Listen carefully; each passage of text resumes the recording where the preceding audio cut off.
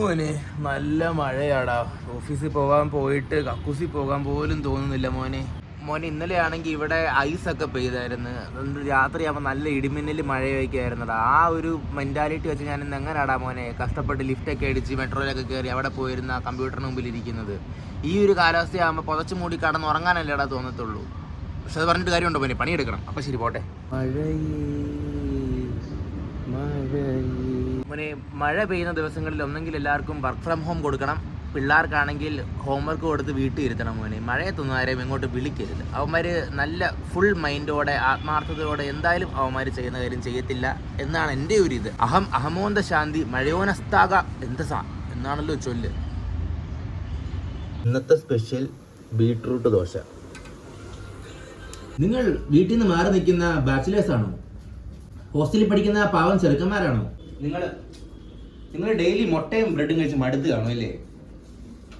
നിങ്ങൾക്ക് എളുപ്പത്തിൽ ഉണ്ടാക്കാൻ പറ്റിയ ഒരു സൂപ്പർ സാധനം പറഞ്ഞുതരാം മോനെ. ബന്നി, ഈ ചുട്ടുണ്ടാക്കി വെച്ചിരിക്കുന്നത് സ്ട്രോബെറി ദോശയല്ല മോനെ, ഇതാണ് ബീട്രൂട്ട് ദോശ.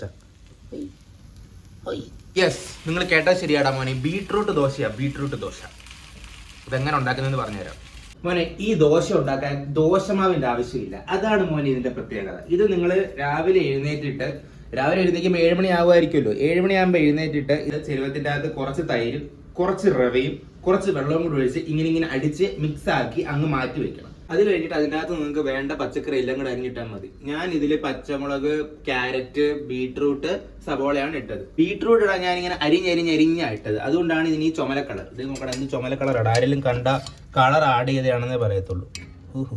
ഞാൻ ഉണ്ടാക്കിക്കൊണ്ട് പറഞ്ഞല്ലോ മോനെ, സൂപ്പർ സാധനം. അതാണ് പറഞ്ഞത്. അപ്പൊ ആ ചുമല കളറും വരും, ഹെൽത്തിയുമാണ്. ഈ ബ്രെഡും മുട്ടയും കഴിച്ച് ബോറും ആവത്തില്ല. ചുമ്മാ പെട്ടെന്ന് ഉണ്ടാക്കുകയും ചെയ്യാം. ഒരു മാവിന്റെ ആവശ്യമില്ല. പറഞ്ഞത് വൃത്തിക്ക് മനസ്സിലായല്ലോ അല്ലേ? അപ്പൊ എടുക്കേണ്ടത് എന്തൊക്കെയാണെന്ന് വെച്ചാല്, ഒരു ചെരുവം, അതിനകത്ത് കുറച്ച് തൈര്, അതിനകത്ത് കുറച്ച് വെള്ളം, അതിനകത്ത് കുറച്ച് റവ, ഇതെല്ലാം കൂടിയിട്ട് മിക്സ് ആക്കി നല്ലപോലെ അടിച്ചു വെക്കുക. പിന്നെ വേണ്ട പച്ചക്കറി ഇടുക.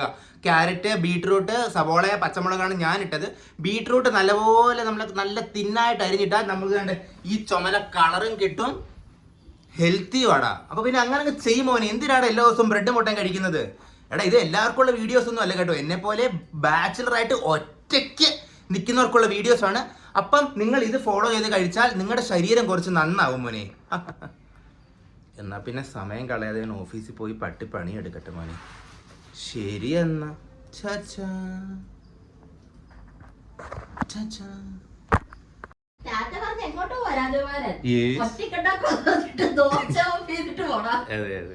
ദോശമാവോ അല്ല, ദോശക്കൽ ഓഫ് ചെയ്യാൻ പറഞ്ഞു പോരി.